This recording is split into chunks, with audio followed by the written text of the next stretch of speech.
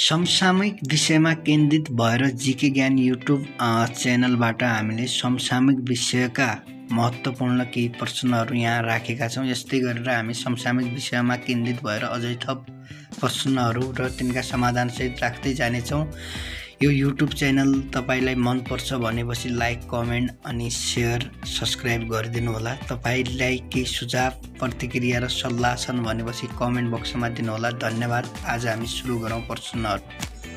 आजको हाम्रो पहिलो प्रश्न रहेको छ, शिलापत्र वर्ष व्यक्ति 2081 बन्न सफल जनप्रतिनिधि को हुन्? यसको उत्तर रहेको छ रेणु दाहाल, मेयर, भरतपुर महानगरपालिका।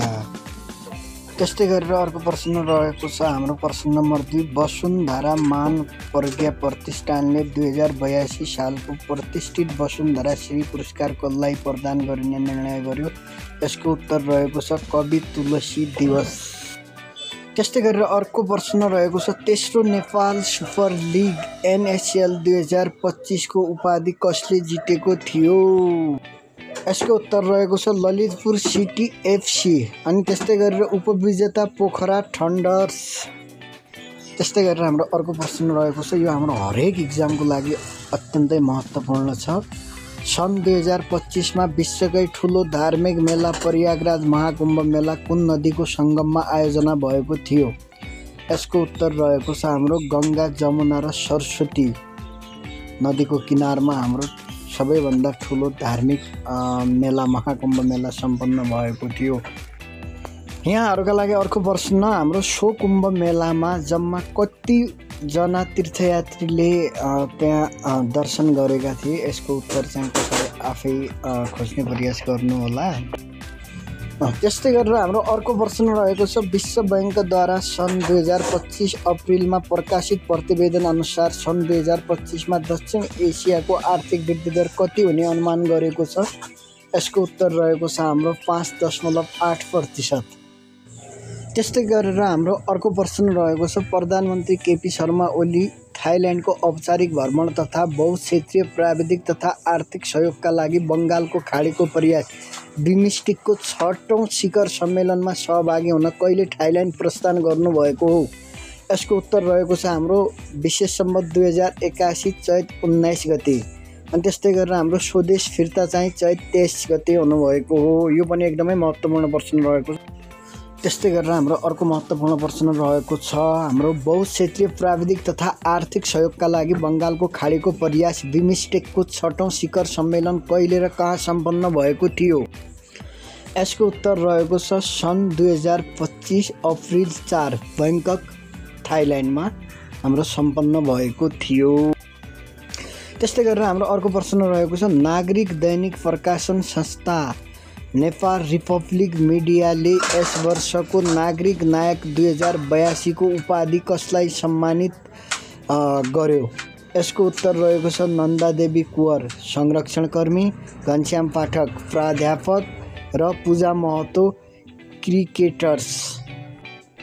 त्यस्तै गरेर अर्को प्रश्न रहेको छ, सन् 2025 को American college of physician ACP अन्तर्गत प्रतिष्ठित ओस्कर कप उपाधि जित्न सफल नेपाली चिकित्सक को हुन्? यसको उत्तर रहेको छ डाक्टर रिया बोहरा। त्यस्तै गरेर हाम्रो अर्को प्रश्न रहेको छ, डेटा सेन्टर र क्लाउड सेवा प्रदायकका रूपमा स्वीकृत हुने पहिलो नेपाली कम्पनी कुन हो? यसको हाम्रो उत्तर रहेको छ NCL। अत्यन्तै महत्त्वपूर्ण प्रश्न रहेको छ हाम्रो अर्को प्रश्न छ, भारत र पाकिस्तान बीच सन् 1960 मा भएको जल सन्धि भारतद्वारा निलम्बन गर्ने निर्णय कहिले भएको थियो? यसको उत्तर रहेको छ सन् 2025 अप्रिल 23 मा। त्यस्तै गरेर हाम्रो अर्को प्रश्न रहेको छ, नई एकेडेमी अस्ट्रेलिया शाखाद्वारा साहित्यतर्फको नई पारिजात अवार्ड 2025 कसलाई प्रदान गरियो? यसको उत्तर रहेको छ साहित्यकार रामप्रसाद कोइराला। त्यस्तै गरेर हाम्रो अर्को प्रश्न रहेको छ, नेपाल भारत बीच 400 kV क्षमताका 2 अन्तर्देशीय प्रसारण लाइन निर्माणका लागि संयुक्त कम्पनी स्थापना सम्बन्धी सम्झौता कहिले भयो? यसको हाम्रो सही उत्तर रहेको छ विक्रम सम्वत 2082 वैशाख 9 गते। त्यस्तै गरेर हाम्रो अर्को प्रश्न रहेको छ, राष्ट्रिय फोटो पत्रकार मञ्च नेपालले फोटो पत्रकारिता अवार्ड 2025बाट कसलाई सम्मान गरियो? यसको उत्तर रहेको छ मनोज साई र कविता थापा, गोरखापत्र। त्यस्तै गरेर हाम्रो अर्को प्रश्न रहेको छ, सुनसरीको तरहरामा 2082 वैशाखमा सम्पन्न राष्ट्रिय कविता प्रतियोगितामा प्रथम हुन सफल कवि को हुन्? यसको उत्तर रहेको छ अविनाश भट्टराई, कविता झ्यालको सौन्दर्य शास्त्र। त्यस्तै गरेर हाम्रो अर्को प्रश्न रहेको छ, नेपाली समुदायको सौन्दर्य तथा प्रतिभा प्रदर्शन गर्ने उद्देश्यले आयोजित मिस नेपाल क्यानाडा 2025 को उपाधि जित्ने युवती को हुन्? यसको सही उत्तर रहेको छ अनु सुवेदी। त्यस्तै गरेर हाम्रो अर्को प्रश्न रहेको छ, छिन्नलता गीत पुरस्कार गुठीले 2081 सालको छिन्नलता गीत पुरस्कार कसलाई प्रदान गर्यो? यसमा रहेको छ हाम्रो गीत रचनातर्फ राजेन्द्र रिमाल, सङ्गीततर्फ आभास, त्यस्तै गरेर गायनतर्फ इतु जोजिजु र रामभक्त जोजिजु।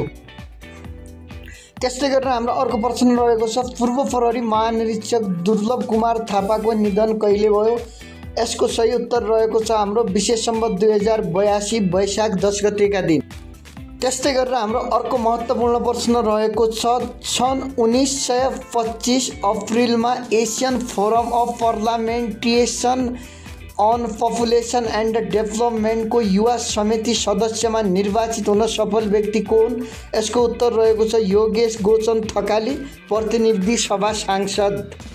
त्यस्तै गरेर हाम्रो अर्को महत्त्वपूर्ण प्रश्न रहेको छ, ट्रान्सपेरेन्सी इन्टरनेसनलले सन् 2025 फेब्रुअरी 11 सार्वजनिक गरेको भ्रष्टाचार अवधारणा सूचाङ्क करप्सन पर्सेप्सन इन्डेक्स CPI अनुसार नेपाल कतिौँ स्थानमा रहेको छ? यसको उत्तर रहेको छ हाम्रो 107औं स्थान। त्यस्तै गरेर हाम्रो अर्को प्रश्न रहेको छ, नेपाल प्रहरीको 31औं महानिरीक्षक IGPमा नियुक्ति हुन सफल व्यक्ति को हुन्? यसको उत्तर रहेको छ दीपक थापा।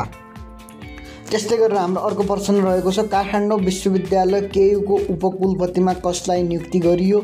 यसको सही उत्तर रहेको छ प्रोफेसर डाक्टर अच्युत वाग्ले, सन् 2081 चैत 4 गते। त्यस्तै गरेर हाम्रो अर्को प्रश्न रहेको छ, प्रसिद्ध साहित्यकार लील बहादुर छेत्रीको निधन कहिले भयो?